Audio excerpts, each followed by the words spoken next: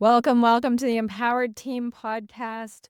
I am your host, Kari Schneider, and today this is all about making the first mistake your last, how to stop the same patterns from going on over and over again.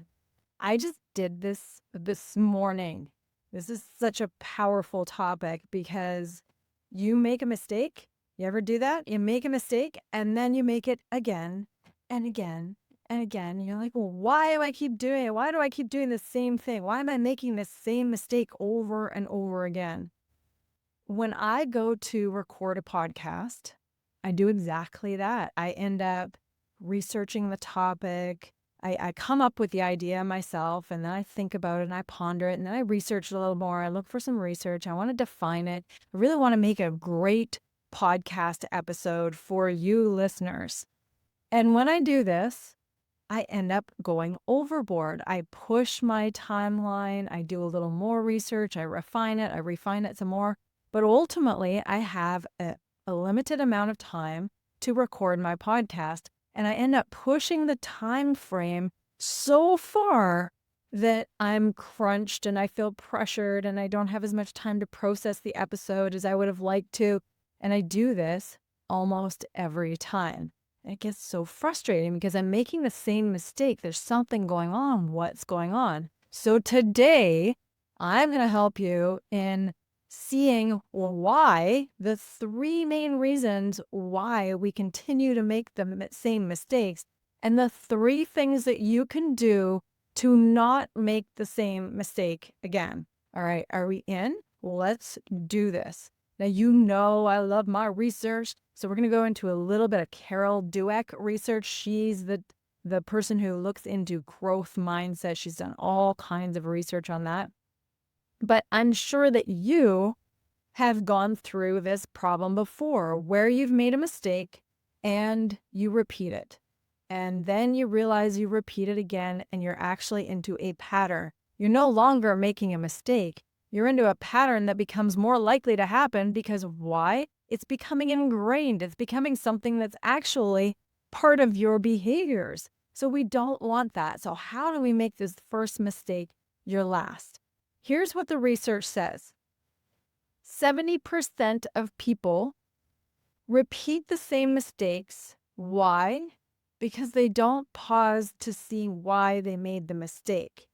And this is the biggest thing. So we know this mistake hurts us. We know we don't want to do it again.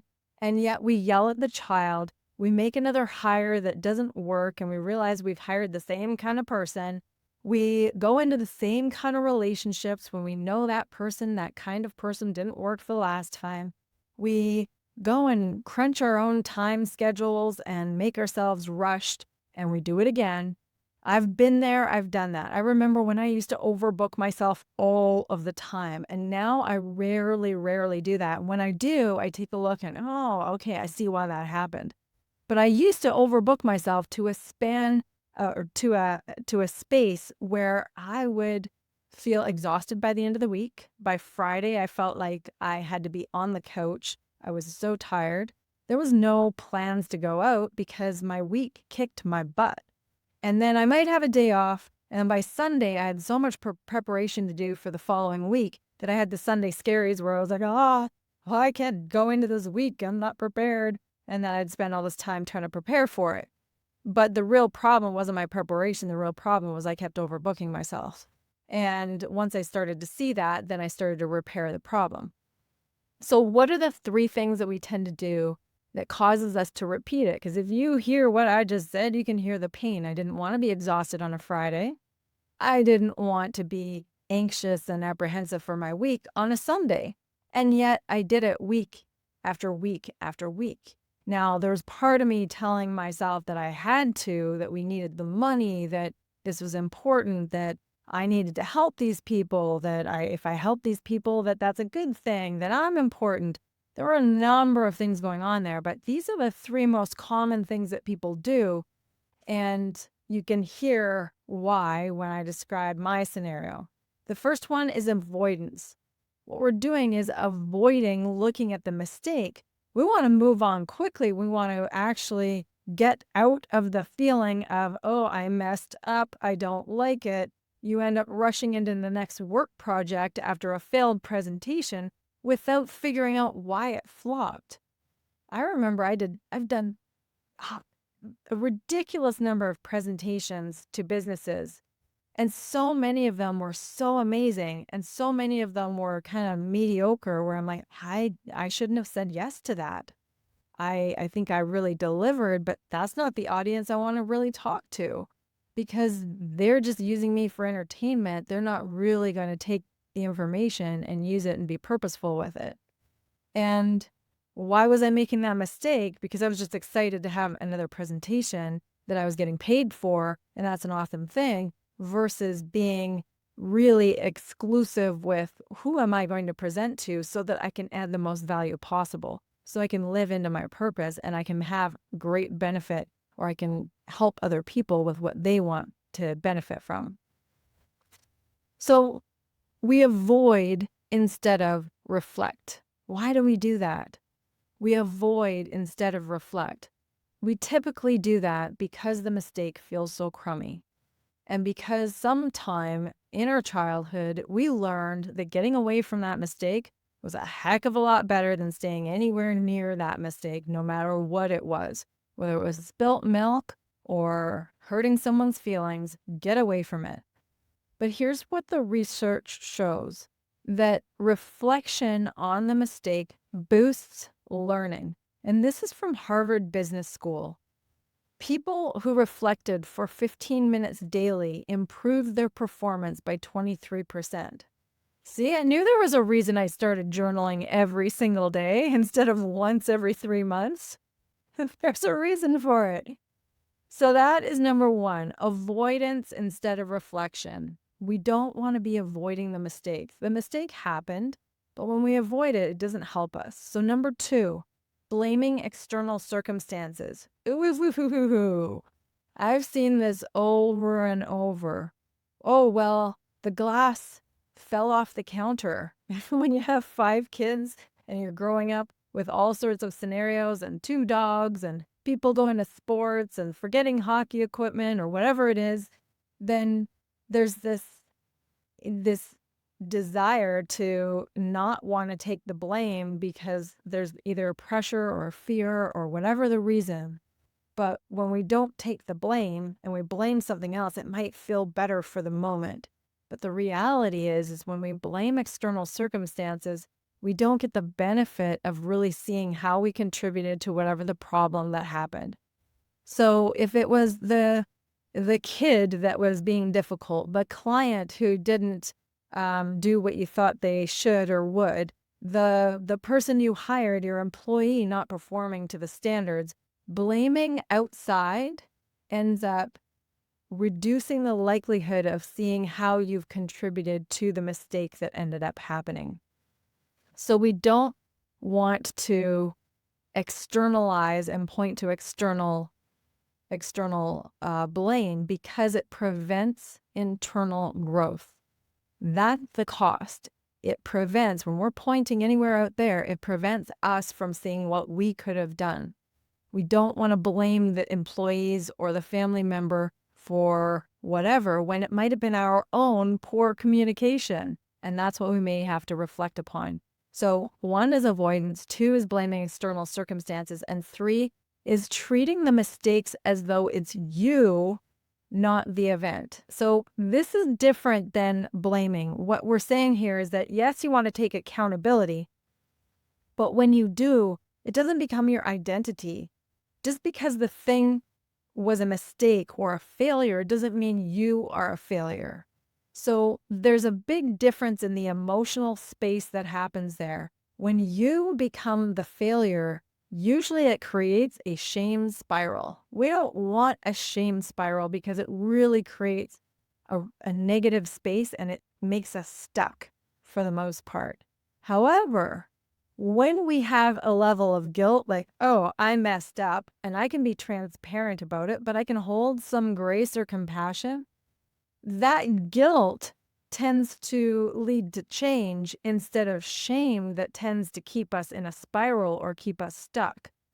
So when we treat the mistakes, where we bring the focus back on what did I do and what did I contribute to this mistake, but not treat it as though I am a failure. So identifying with it, but rather going, what happened? What did I do? What could be different? Then we can move forward. So take a look at these three. These are the three reasons why we tend to repeat our mistakes. Number one, avoidance. Number two, blaming something else other than our contribution. And number three, when we do look at what we've done, we then think we identify with it as though we're the failure. So those are the three things. So that is really, really important so that we can move forward and go into making our mistake something that benefits us, something that creates a different pattern of the future, a pattern that works for us. So here's number one. We want to pause and diagnose. Pause. Treat mistakes like information. Treat mistakes like data, not disasters, data. Figure out what happened. What specifically led us to this point? What did I miss? What did I need to do differently? So, for instance, for me, I'll find that I might have gotten to the point in my day at the end of the day that I am so tired. I don't feel like I have as much energy as I want for the things I want to do for myself or how I want to interact with my family. And if that's the case, I end up looking at back and going, well, wait a second. Instead of beating myself up, making myself wrong for not showing up the way I want to for myself or others, instead, what led to this? What did I miss? Oh, wait a second. I missed a break at lunch. Instead, I took my lunch in front of the computer. I kept working through emails, and I didn't actually pause to get away from work and treat myself for a moment and refill my own cup. Interesting. Very big, distinguishing event. Oh, that was the moment that led to this thing. How many hours later? Interesting. So what we want to do is take that data and then use it for our benefit instead of missing it completely overlooking. It's gone. Ask why 3 times. You might have heard me in previous podcasts talk about what's the real problem? What's the real problem? I might ask this 10 times to a client because every time they say something, we realize that that's not really the problem. Where did this really start? So what's the real problem? Asking why. Well, why did I snap at that person? Oh, I was so exhausted. Well, why was I so exhausted? Oh, because I worked a really long day. Why did the day feel so long? Oh, because there were no breaks. Wait, why were there no breaks? Oh, wait, because at lunchtime I worked right through and brought my lunch to the computer. Huh. Why did I bring my lunch to the computer? Oh, wait a second, I overscheduled myself. You'll find out why you're doing the things as long as we give ourselves the pause and the moment to diagnose what is the information right in front of me that I'm not looking at. Pause and diagnose the mistake. That's number one. Number two, build a correction plan immediately. If I notice that I worked through my lunch and I noticed I got snappy and I noticed I was exhausted and I didn't have the time or energy to do what I wanted to do, then wait a second. Make a correction plan. Don't just note the mistake. Make a correction plan as soon as possible. That means that, wait a second, let me look at my schedule tomorrow. I might need to make an adjustment. I might have overscheduled myself, or I might have not given myself enough time for lunch between my appointments. Whoa, just that simple thing. Correction plan immediately. And when I say immediately, I mean right in the moment so that you can look at where it's about to happen any second because of what you haven't corrected. If you miss deadlines, maybe there needs to be earlier checkpoints. If you're working through lunch, perhaps you need longer time between appointments around the lunch hour. If you find that you're working through lunch, maybe you need to prepare for. When you're stressed, maybe you need to have a timeout signal for you or your kids or your family. Notice, make a correction plan as soon as possible. This is what's called an implementation intention. You've heard me say this before on the podcast, and this is from a researcher from New York University, Peter Gollwitzer.